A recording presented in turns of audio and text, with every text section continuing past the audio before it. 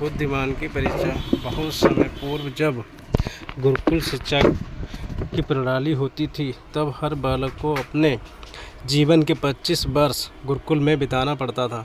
उस समय एक प्रचंड पंडित राधे गुप्त हुआ करते थे, जिनका गुरुकुल बहुत प्रसिद्ध था, जहाँ दूर दूर के राज्य के शिष्य शिक्षा प्राप्त करने आया करते थे। बात उन दिनों की है जब राधे गुप्त की उम्र ढलने लगी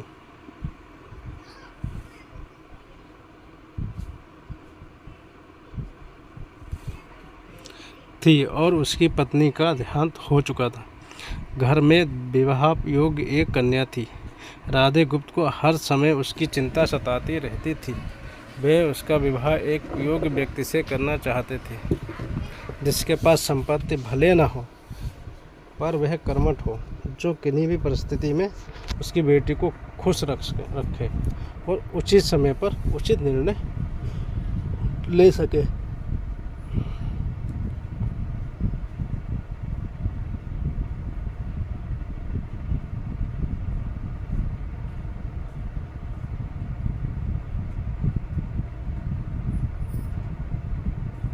एक दिन उनके मस्तिष्क में एक ख्याल आया और उन्होंने इस परेशानी का हल सोचा कि क्यों ना वो अपने खुद के शिष्यों में से ही योग्य वर की तलाश करें।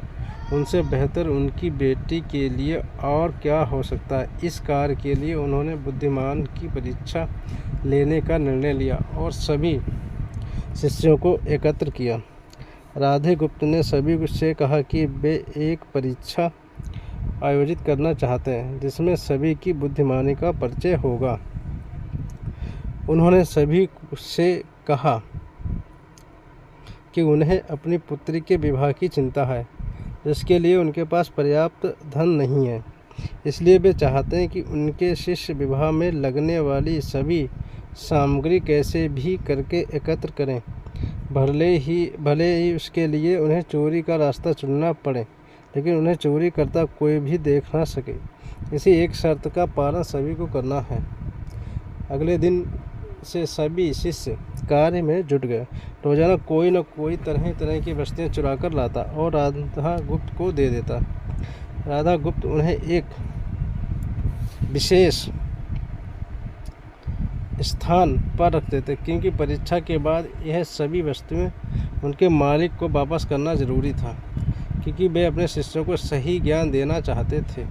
सभी शिष्य अपने अपने दिमाग से कार्य कर रहे थे, लेकिन इनमें से एक चुपचाप गुरुकुल में बैठा हुआ था, जिसका नाम रामास्वामी था।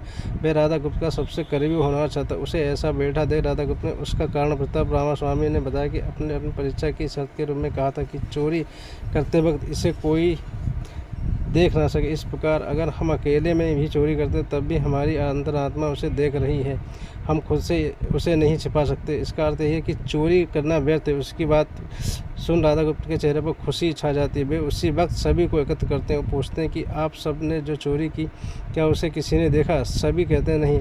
तब राधा गुप्त कहते हैं कि क्या आप अपने अंतर्मन से भी इस चोरी को छिपा सके? सभी को बात समझ आ जाती है और सबका सिर नीचे झुक जाता है, सिवाय रामास्वामी के।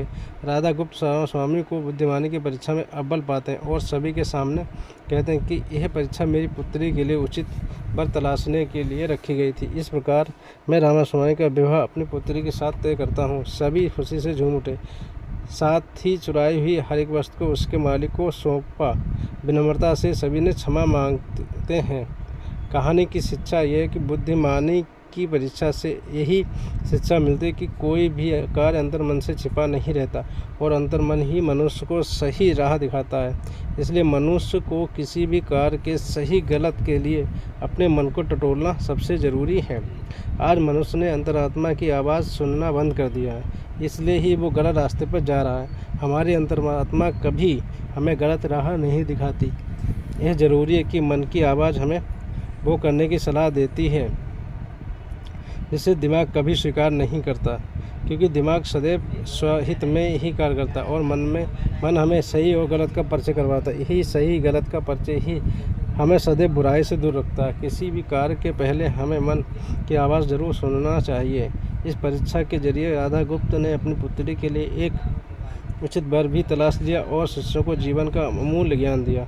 आज के वक्त में कोई भी शिक्षक एवं शिक्षण पद्धति मनुष्य को धन कमाने तक का ही ज्ञान देते हैं। एक बालक का सर्वांगीण विकास कहीं न कहीं लुप्त हो चुका है। आज का मनुष्य केवल बड़े होकर एक धनवान व्यक्ति बनने का ही ज्ञान विद्यालयों में लेता है। उस बालक को सही गलत का बोध कराने का दायित्व कोई भी नहीं लेता, क्योंकि उनके माता पिता भी आज के दौर में बस पैसा कमाने में लगे रहते हैं और शिक्षक भी केवल किताबी ज्ञान देकर अपने दायित्व से मुख मोड़ लेता है। ऐसे में यह छोटी छोटी कहानियाँ व्यक्ति को सही गलत सिखाने में अहम भूमिका निभाती हैं, लेकिन आजकल इसके लिए भी वक्त मिलना मुश्किल है। यह एक गंभीर समस्या है जिसके फलस्वरूप आज के बच्चे आसानी से गलत राह